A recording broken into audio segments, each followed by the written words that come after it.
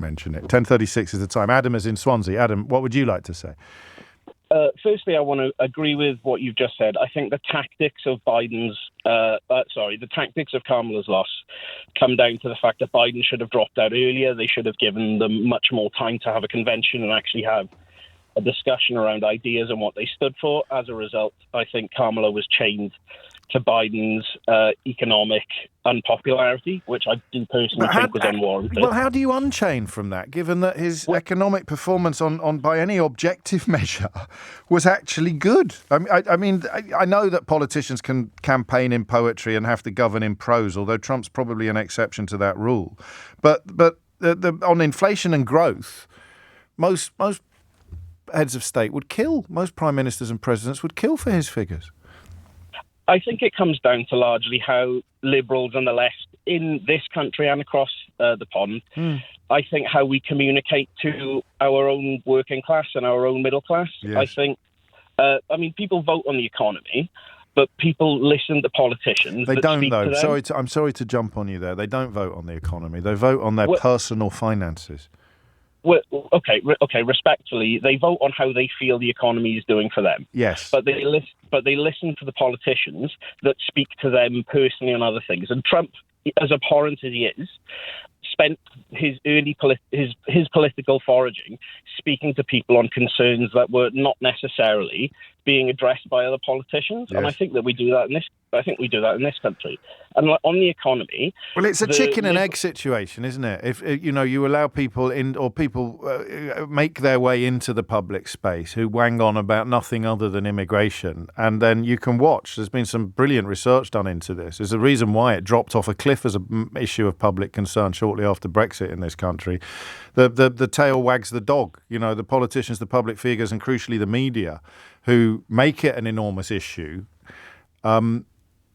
fulfill the prophecy. It then becomes an enormous issue. It's why we have, I don't know if fun is quite the right word, but it's when you actually ask people to detail and describe the personal impact it has on them. They often and usually can't, but they're absolutely convinced it's a reason why their life isn't going as well as they think it should be. Yeah, respectfully. Stop saying respectfully, you're making me nervous. If I just want to interject, what you've just said there, I think, is a perfect summation of reality that we exist in. Yes. But it doesn't speak to people's day-to-day lived experiences. I'm from South Wales. Yes. And a seat near me, Llanelli, was very close to going reform this election. If you look at it, completely blindsided us.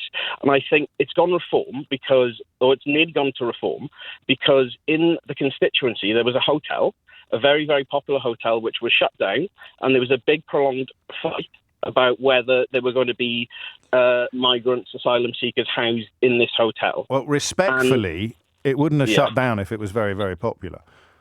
Well, actually, that's not true. There were wedding venues cancelled. There were weddings cancelled and things like that. If it was making money, it would have stayed open. Yeah, but it was making more money as a migrant hotel. The economics of that are, well, they're certainly questionable, but you're quite right. Enough people believe that it's true to think that is the thing they should be. But we don't want these. And of course, it's a hop, skip and a jump from that to trying to set fire to it.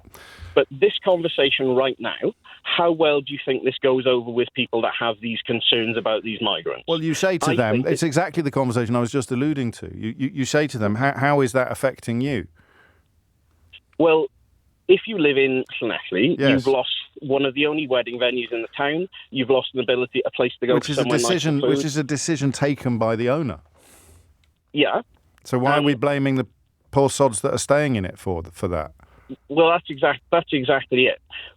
I know. Are having this. We're having this. We're having this conversation, and we're at cross terms. We're not. We're agreeing on everything. It was a commercial decision taken by a very wealthy person. The only thing we disagree about is how profitable that former hotel was before it became an asylum centre. A lot of the people you're describing will believe that the people who are put up there are enjoying the same levels of hospitality and luxury that they would have done if they were paying guests when it was a proper hotel. But again, respectfully, you and I know that they're not. So how does a Liberal or a Democrat puncture that balloon, which is almost all nonsense, with, as ever, with far-right rhetoric, that little kernel of truth at the heart of it? I think, and this might be controversial, as a Liberal left, we have to have honest and ugly conversations. I think we have to be able to go in and have these conversations and recognise where people's concerns are met. If you want to take, I mean, I think this is a good analysis of Harris. And I think that just sort of staying very quiet about it all, or presuming that third generation Hispanics were going to be comfortable with illegal immigration because they share more genes than perhaps WASPs do, was incredibly naive, incredibly foolish. But I speak as one of the few people in the British media that has these conversations all the time. And people don't like having their balloons burst, Adam. So that the challenge for what you describe as lefty liberals is to find a way of making the truth more palatable to the masses than the lies. I think we need to find a way to be able to have comfortable conversations about identity politics on issues but that who with? Who do you have the conversation with if it is a liar? In my part of the world, it's the white working class, because we are a very white area. Yeah, well, there it is. And they're the areas that think immigration is having the most deleterious impact on their lives. So how do you deal with that absolute anomaly? So we've just had this conversation where we've had all of the facts. We've all agreed with each other, and yet our voters here are still listening to reform. They are not listening to us, so we need to realise, well, what are we doing that? And I think there are lots of ways. The Liberal left is very happy and very quick to play identity politics for marginalised groups. All right, by and large, I think that is a fantastic thing. I think. Well, it doesn't win many votes, though, does it? It certainly doesn't win the votes that you're talking about, because you walk into the voting booth. And I guess your own economic situation is the crucial constituent of the complacency you might feel in that space. And, oh, look, there's a candidate that's offering to make life better for people that aren't me. Yeah. That's the problem you're describing. Yeah, but to take an example, I mean, I think we speak very academically about issues on race and things like that, and I think that can be very alienating to lots of white working class people. But again, who are you say academically. By the economic model. Yeah, I know, but that you've just proved why it's almost impossible to have the conversation. You use the word academically as a synonym for evidence. Well, let's take a very, very sensitive topic that exists in this country. Go on. I believe I think it was in the news this morning. Another grooming gang in Halifax. Yes, I haven't seen that, but they're on trial, are they? They're in court. I think they've all been sentenced. Okay. I think that's where we are. But I won't speak to the specifics of that. You, as a white liberal, try and have a conversation about the existence of grooming gangs in this country. No, but again, it's very difficult. No, I know you think it is, but I've been doing it since 2010. But what I won't do, here's the problem, Adam. And what I won't do is use it as evidence that all Muslims are bad, or that all immigrants are bad, or that there is something unique to a brown-skinned man or somebody with Pakistani grandparents when it comes to grooming gangs. And the people that you are, the problem that everybody has is the conversation being dictated. I've been having these conversations, I'll say it again because it's important, since 2010, when Andrew Norfolk in the Times first started reporting on it. And yet the people who insist that we don't talk about it enough are always the people who want to use it as evidence that all Muslims are bad. And they are the people who end up, of course, setting fire to asylum hotels. So you can't, the Times, it's a paper of record. These conversations are constant. Your man, not your man, but what's his chops, the one who's changed his name again, this time to prisoner 6434642. He ended up in jail last time for jeopardising the trial of a grooming gang, and yet is a hero of the people that think we don't talk about it enough. No, I completely agree. So how do you have this conversation in a way that doesn't give oxygen to the liars? Well, I think in lots of liberal circles that I exist in, yes, I think that people would be very reticent to even acknowledge that it is a problem. I think it's 80%. I don't know what circles are white, but I don't know what circles you're mixing in. People are reluctant to have elements of the conversation you describe because of the people who are determined to use it as a. Look who talks about it endlessly. People who want the population to turn upon ethnic minorities. Yeah, exactly. I feel that they dominate the conversation. So how do we have it? So I mean, if you take multiculturalism has been fantastic for this country, absolutely fantastic. But there are so many instances where integration doesn't work. And we have to be big and bad enough to say, this is where it hasn't worked. This is why we pass laws against it's a zero-sum game. It's a zero-sum game. It's like all good or all bad. And where the Liberal has not just a role, but a profound responsibility to marry the two together, to keep the people claiming it's 100% good and anybody who's got any issues or complaints is wrong or racist, and the people who claim that every time a brown person does something wrong, it's proof that all brown people or all immigrants or all refugees are evil or criminal or all of those things. I don't know. I don't know how you have that conversation. I've been trying to have it for over a decade. How do you think you have it? I think that we just acknowledge that. I think that we can be in a space and say that, yes, that gang-based grooming is a problem within one certain community. Well, that's statistically untrue, but I'll let you carry on with the point. If you read the J report was saying that is it 1,400 victims they'd identified, and the gang-based offending was overwhelmingly from one ethnic background. In the cases that they looked at, but I'm not uncomfortable with the statistical evidence of cases that have been brought, and if you've got the evidence to back it up, that's fine. But it doesn't prove anything about any of the people from the same background who haven't committed any crimes. No, it absolutely doesn't. And the people that. I think the people you're suggesting you need to have conversations with believe that it does.